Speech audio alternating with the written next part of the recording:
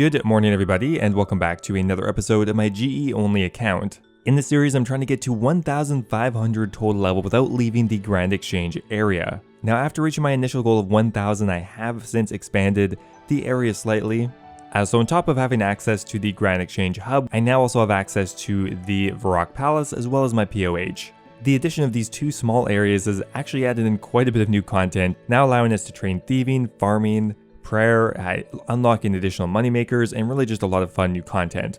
As always guys, thanks for watching. If you do enjoy, always appreciate it with a like on the video. The grinds are getting comically slow, so a like is very appreciated. Anyway guys, let's get started.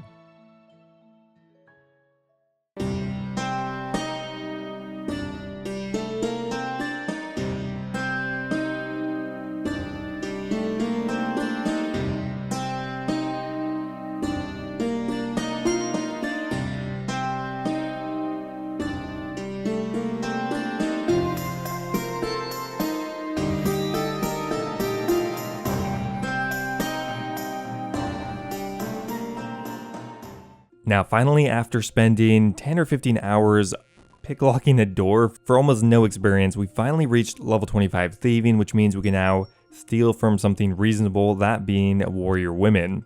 So right now I am at level 25 thieving, the minimum thieving requirement. I just went ahead and bought a bunch of dodgy necklaces, and for the first time ever, we're gonna get a good thieving experience rate. I am pretty damn excited for that. There is a level 30 thieving, that didn't take very long at all. Now there is actually one other NPC here we can steal from at the very least, and that is going to be guards at level 40. I presume that will be better eventually, but I guess we'll have to see. Not many people steal from either of these NPCs, they're not normally used. Okay, so that is going to be 35 thieving. We've also found a very good location to steal from the warrior women, and we can lock them in this corner here fairly easily. So I've been doing this for an hour or two now, and I'm actually already at level 40 thieving. That's amazing. I just gained 15 total levels in probably a couple hours, which is amazing compared to anything else I can do right now. So now if we go ahead and look for a guard, we should be able to steal from them. While they do give more experience, they are also going to be a bit more difficult to steal from. So previously I was getting about 25,000 experience per hour. I'll see if it's any different from guards.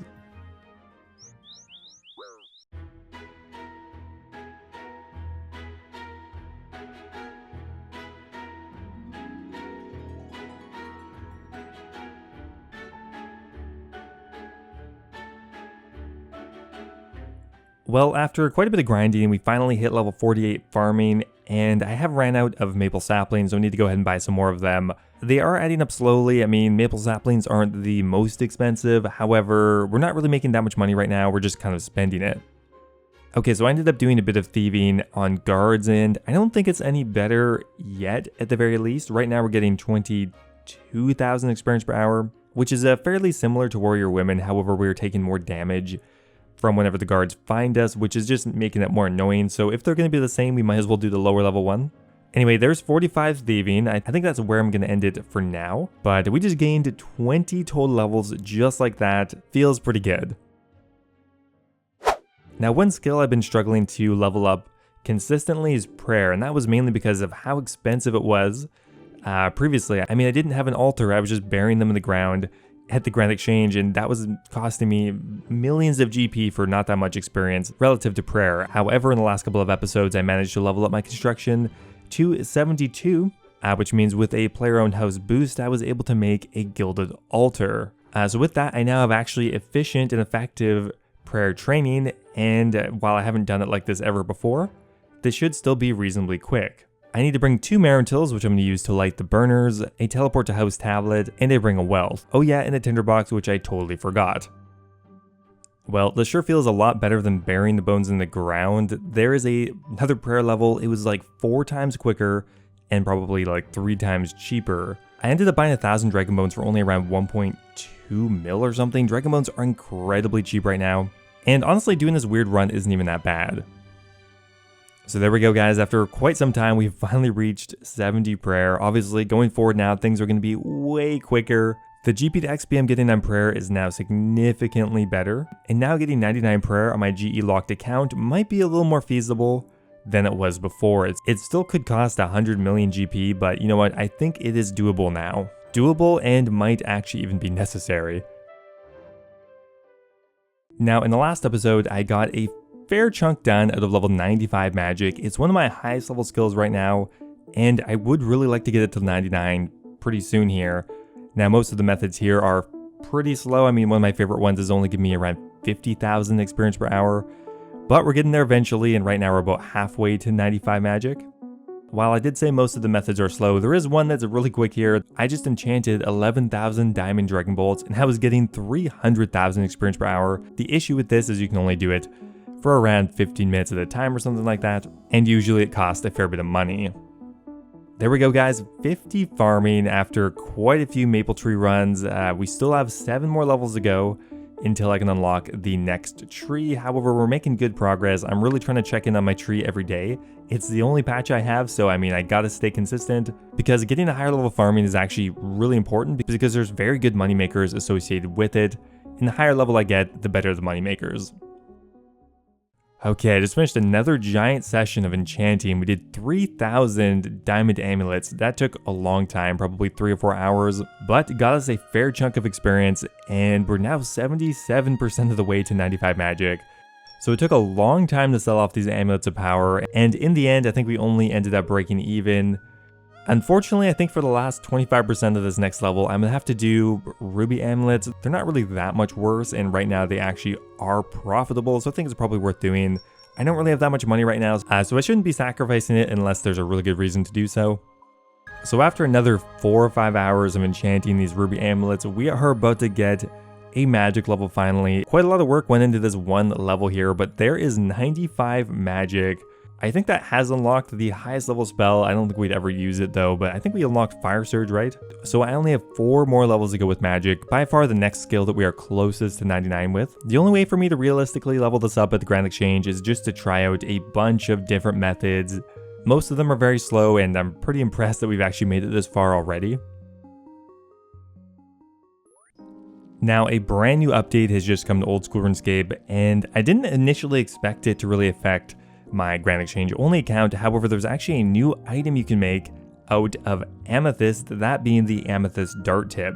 Now, luckily, I actually do pretty much have the crafting level to make amethyst. Now, I'm pretty sure that because the Amethyst Dart Tips are so new, there's going to be some serious money to be made crafting them. And what's really great is you actually get crafting experience, something I really need, and generally will cost you a fair bit. Now, I think we actually are 1 level short of it, so we need to buy some mushroom pies, but that's not that big a deal, to be honest.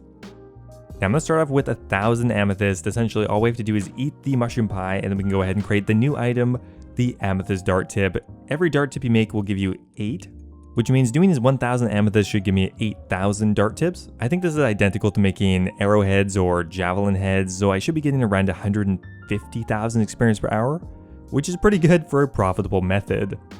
Well, there we go, guys. We finished off with 8,000 amethyst darts. Now, how much can we actually sell these for?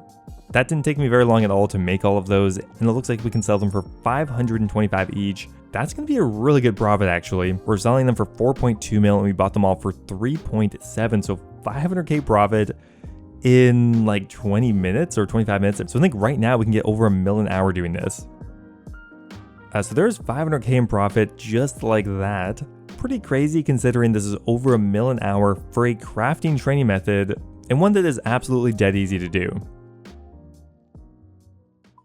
I just finished up another 12,000 amethyst dart tips. Now I am constantly monitoring the prices, and even though they are changing around a bit, it's still incredibly profitable. Also, as a fletching training method, it would also be incredibly good. That said, we already have 99 fletching, so there's no point, but maybe next time.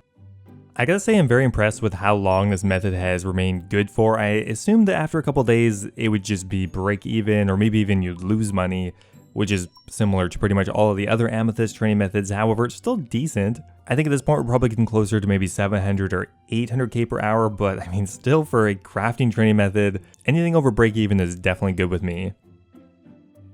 So we just did another 16,000 amethyst dart tips, and they're still selling for now 528 each. I think the profit actually went up a bit recently. We're selling those for 8.4 mil, and we bought them for 7.7. So that's around 750k in profit just from 2,000 amethyst.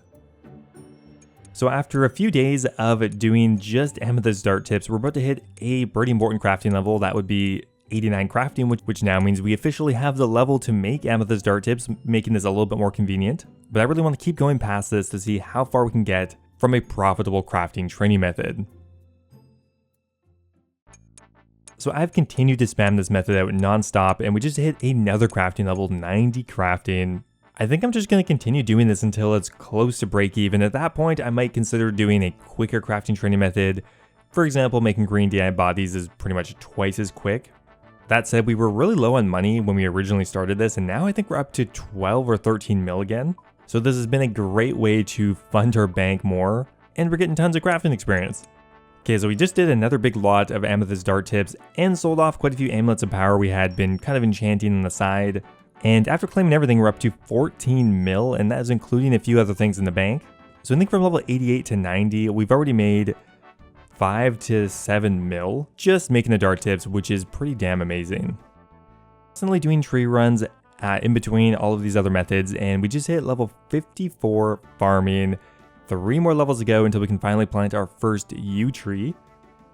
So after another long session of training, we have another crafting level coming in here. That is going to be level 91 crafting, and that has also brought us up to total level 1240, which is amazing. We can almost make it now into a 1250 total world, which is kind of useful, but more so just a really nice milestone to hit. So we just did a giant lot of dart tips, 24,000 of them nearly, and we made I think around another 700-800k in profit. So anyway guys, after that long crafting grind, we are now up to 15 mil, which means we now have enough money to fund a few future grinds I'm going to be starting very soon. I'm finishing off the episode at 1240 total level, which means in today's episode I gained 39 total levels, putting us nearer and nearer to our final goal of 1500, and by using a few new and unique training methods. As always guys, thanks for watching. In the next episode, I'm hopefully going to get started with one of the more interesting farming moneymakers. Anyway guys, thanks for stopping by, and I will see you in the next episode. Now before I go here, as always, I would love to thank all of my members over on YouTube. A giant thank you to Guy Fawkes, Ocelot, Timothy Chen, Wolf of the Hunt, and Kush Patel for all being subscribed at the Dragon tier membership. You guys are awesome as always, really appreciate it. Also, a giant thank you to Mexose, Brandton Graffin, Hunter Durant, Yo-Yo Sub 89, Lord Dojin, Connor B, Birdbot, and Base Titch. And of course, thank you to all of my other YouTube members as well. If you guys are looking for another way to support the channel, becoming a YouTube member is an awesome way to do so. Get immortalized in all of my future videos, get access to my video release schedule, and of course, get a custom role in my Discord server. Thanks again guys as always, and I'll see you next time.